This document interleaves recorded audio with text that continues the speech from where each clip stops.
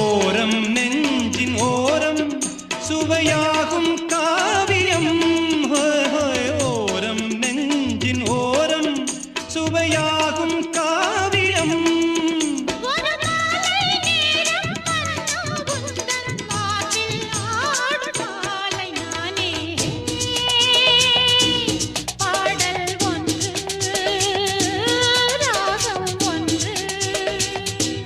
சேரும் போது அந்த கீதம் அதை மீண்டும் மீண்டும் கேட்க தோன்றும்.